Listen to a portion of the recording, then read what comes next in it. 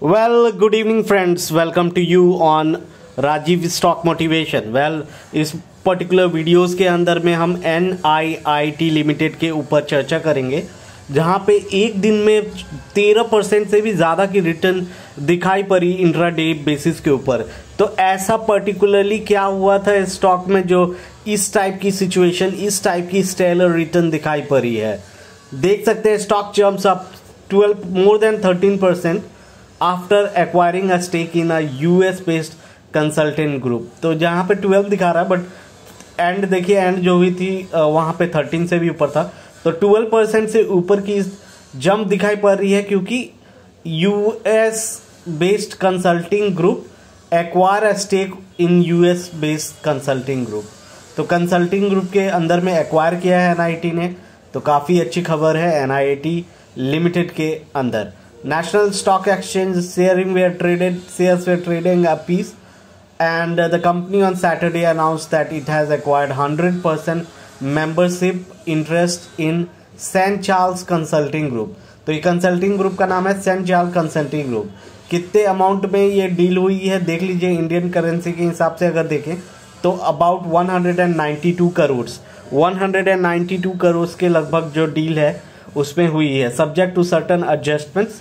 The definitive agreement provide a payment of annual performance based earnout over the next 4 years, founded by the two former Arthur Anderson partners in 2002 St. Charles। ये सारी situations है, and this acquisition will help NIIT to add a significant presence in the professional services and management consulting space at St. Charles। Experience in strategic learning programs are in high demand. Further, it will help it to strengthen its fast growing consulting practice।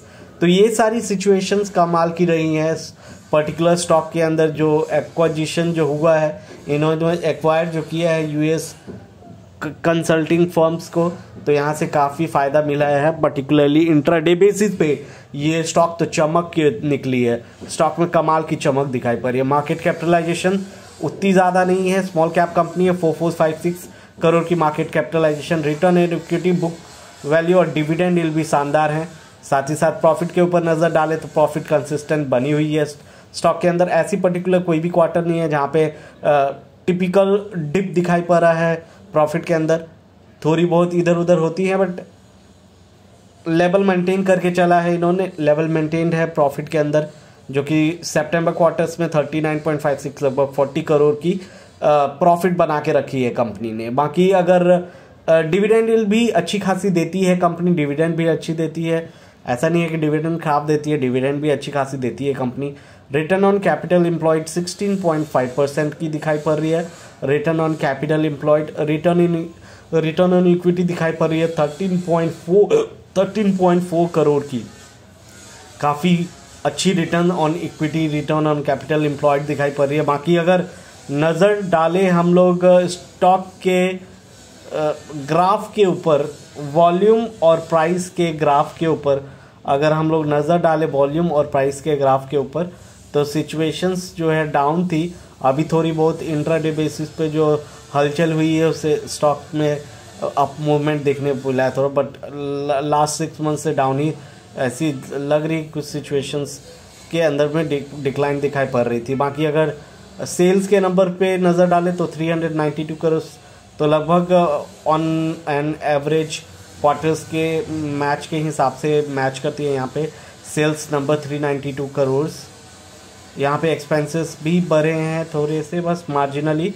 Operating profit थोड़ी बहुत, और operating profit margin.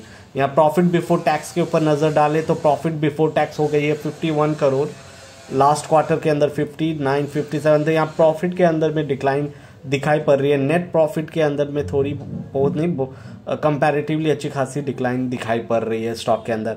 Earning per share देखिए कमी है, बढ़ी नहीं है earning per share. 2.94 की अर्निंग पर शेयर करंट सितंबर क्वार्टर्स के अंदर में दिखाई पड़ रही है। स्टॉक के CAGR को देखें तो कमाल के CAGR है, मुझे तो बहुत अच्छे लगते हैं। इस टाइप के CAGR मिल जाए ना तो कमाल हो जाए इस टाइप के CAGR के अंदर। 10 साल के CAGR 26% पे है, 5 साल के CAGR 28% पे है, और 3 साल के CAGR 49%, 1 साल के CAGR 9% पे है। काफ़ी तगड़ी है, रिटर्न ऑन इक्विटी भी काफ़ी तगड़ी है। बाकी अगर होल्डिंग के ऊपर नज़र डालें तो प्रमोटर्स की होल्डिंग बनी हुई है 34.88, कमी है थोड़ी सी प्रमोटर की होल्डिंग। FIS ने होल्डिंग लगभग कंसिस्टेंट रखा है, DIS की होल्डिंग बढ़ी है और पब्लिक ने माल बढ़ाया है अपना इस पर्टिकुलर कंपनी के अंदर। तो नज़रिया अगर 5, 10 साल, 15 साल का है आप तो प्लीज़ देखें इसके ऊपर। और अगर आपका बाइंग का नज़रिया बनता है कोई भी पर्टिकुलर स्टॉक के अंदर तो बिल्कुल बाय करें, SIP मोड में ज़रूर बाय करें। अगर आपके पास कम अमाउंट आपको इन्वेस्ट करना है, धीरे धीरे करना है, तो SIP मोड में इन्वेस्ट करें, जिससे कि आपका वेल्थ भी सिक्योर रहता है। और बाय द वे वीडियो में बने रहने के लिए आपका शुक्रिया। और अभी तक चैनल सब्सक्राइब नहीं किया है तो प्लीज़ सब्सक्राइब करें इस चैनल को, बेल आइकन दबा के ऑल सेलेक्ट कर लें, जिससे कि आप कभी भी अच्छी अपडेट्स स्टॉक के ऊपर मिस ना करें। बाकी अच्छे रिटर्न्स वाले स्टॉक के ऊपर मैं वीडियो बनाता रहूँगा। Thanks for watching.